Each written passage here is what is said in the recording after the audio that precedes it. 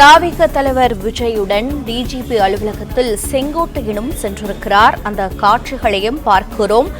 தமிழக வெற்றிக் கழக தலைவர் விஜய் டிஜிபி அலுவலகத்திற்கு வருகை புரிந்ததற்கான நோக்கம் என்ன என்ற மேலும் பல்வேறு தகவல்களை வழங்க இணைப்பில் இருக்கிறார் செய்தியாளர் கதிரவன். கதிரவன் வணக்கம், விவரங்களை பதிவு செய்யலாம். நடிகரும் தமிழக வெற்றிக் கழகத்தின் தலைவருமான விஜய் அவர்கள் தற்போது மயிலாப்பூர் டிஜிபி அலுவலகத்துல புகார் அளிக்க வருகை தந்திருக்கிறார். உடன் செங்கோட்டையன் அவர்களும் இருக்கிறார். குறிப்பாக பொன்ராஜ் என்ற அரசியல் விமர்சகர் அவர்கள் தாவேக்கக்கூடிய பெண்களை பற்றி அவதூறாக பேசியதற்கு ஏற்கனவே இன்று காலை விஜய் அவர்கள் கண்டனம் தெரிவித்திருந்தார். இது தொடர்பாக நிர்மல்குமார் அவர்களும் தேர்தல் நடத்தும் அலுவலரிடம் புகாரும் அளித்திருந்தார். இந்த நிலையில்தான் நடிகர் விஜய் பொன்ராஜ் மீது நடவடிக்கை எடுக்க வேண்டும் என்று கூறி தற்போது டிஜிபி அலுவலகத்துல புகார் அளிக்க வருகை தந்திருப்பதாக தகவல் கிடைக்கப்பட்டிருக்கின்றன.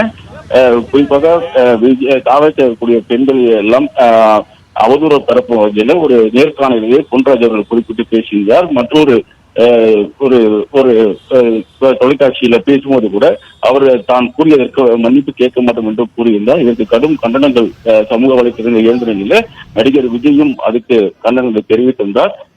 அது மட்டும் இல்லாமல் நிர்மல்குமார் அவர்களும் இது தொடர்பாக புகார்கள் தேர்தல் நடத்தும் அலுவலகத்திடம் நேரடியாக சென்று புகாரும் அளித்திருந்தார். இந்த நிலையில்தான் நடிகர் விஜய் அவர்கள் பெண்கள் குறித்து அவதூறாக பேசிய பொன்ராஜ் மீது கடுமையான நடவடிக்கைகள் எடுக்கப்பட வேண்டும் என்று கூறி தற்போது டிஜிபி அலுவலகத்தில் நேரடியாக சென்று புகார் மனுவை அளித்திருக்கிறார். உள்ளே டிஜிபி அலுவலகத்தில் செங்கோட்டையன் அவர்களும் தவேக தலைவர் விஜய் அவர்களும் நேரில் சந்தித்து புகார் அளிப்பதற்காக காத்திருப்பதாகவும் தகவல் கிடைக்கப்பட்டிருக்கின்றன.